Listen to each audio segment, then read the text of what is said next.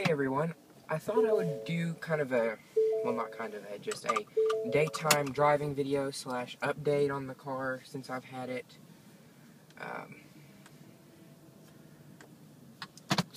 Because my last video was it was dark and rainy and disgusting, so I thought I would do one where it's not dark and rainy and disgusting. So I've had the car since Monday evening, which today is Saturday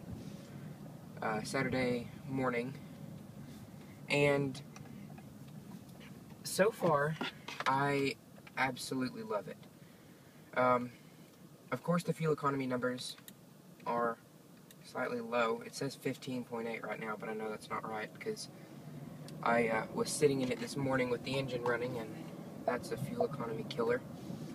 So it's getting about 18.5 to 20 in town, depending on traffic and just all that stuff.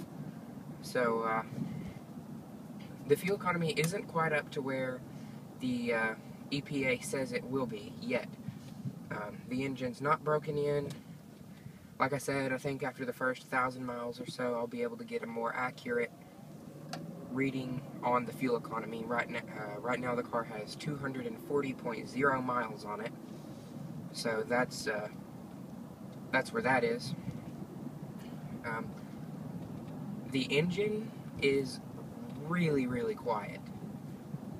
I mean, it's almost silent. Like, I mean, when you get on it, of course you can hear it, and it's not like a buzzy, raspy, growly, and irritating little four-cylinder. It makes a nice sound.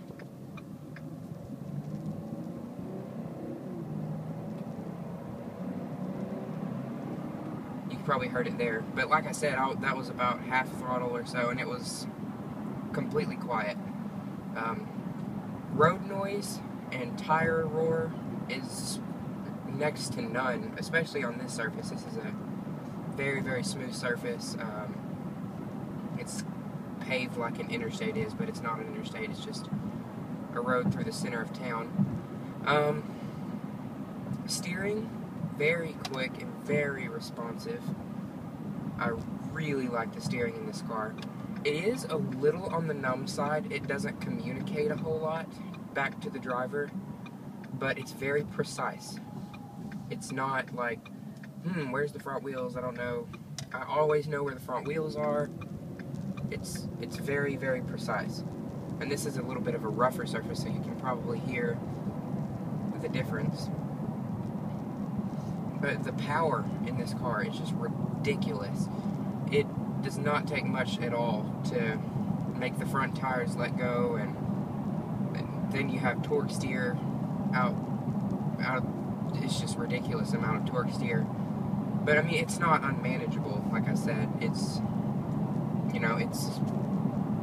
pushing 270 pound-feet of torque through the front wheels, so it's going to be, it's going to yank your front wheels around for sure. But even on this rough surface, doing about 55-ish, and the speed limit just dropped to 50, so you can hear, it's so quiet. The stereo in here is ridiculously good. It's amazing, especially compared to the one in the SE that we had ordered. There's no comparison at all.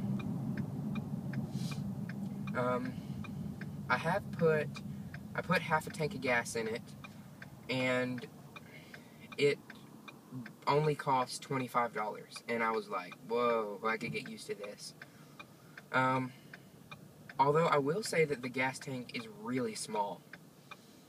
It's like 16.5 gallons maybe, and I put that gas in there Tuesday, and it's already down to just above a quarter. So the gas tank is pretty small in this car, but I mean, you're paying a cheap amount of money for gas, so you can't really complain.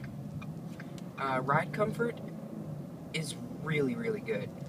It is I mean, it is stiff, but not like bone-jarring, rattle your teeth out.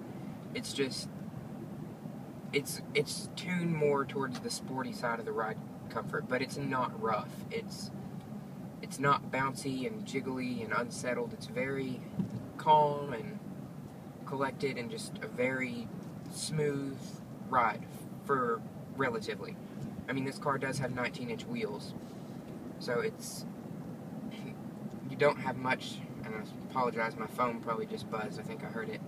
I mean, you don't have much side profile on the tire, so you don't have a lot of tire give, and so that's what leads to the stiffer ride. Like I said, I drove one with the 17-inch wheels, and honestly, I really felt like it was just flopping around. It just felt loose and kind of just bleh, really. It just felt like you were driving Jello, but this one feels very, very solid, very secure, very safe. I mean, honestly, I can't find anything to complain about yet. I mean, I haven't even had the car for a week, so I'm sure I'll find something that I'm like, I wish I had this, but, I mean, it's, for the price that you pay for a car like this, it's insanely good value. The Jag, the stereo doesn't sound near this good. I'm trying to tell her how I feel, it comes out, I love you, I do, you got whatever it is. The stereo sounds nothing like this, and the technology, like the MyFord Touch compared to the system that Jag uses in their cars, the Jag system can't even hold a candle to the MyFord Touch. And I know everyone's like, oh, the MyFord Touch is the worst thing ever made, and it's crappy, and you're going to hate it, and it's going to be laggy and slow, but it's not. And I know it'll get slower over time, but it's not bad. It's just really not bad at all. Like, all these touch controls here, very quick to respond. I'm not going to mess with that, because I don't want the defrost on. Fan controls, I mean, it's just, it's amazing. I'm completely blown away by how much technology Ford has packed into a car. And this one's not even fully loaded. This one doesn't have the forward collision warning, the adaptive cruise control, or the active park assist. So, I mean, this one has everything I would ever need and then some, because the only thing that I kind of wish it had is the forward collision warning, but, you know, I mean, you should be paying attention enough to see if you're going to rear-end anyone anyway, and yes, I have rear-ended people. It's not fun. I did that with the Tahoe and messed up the front bumper. I'm sure some of you saw. But I mean, it's an incredible value. The paddle shifters,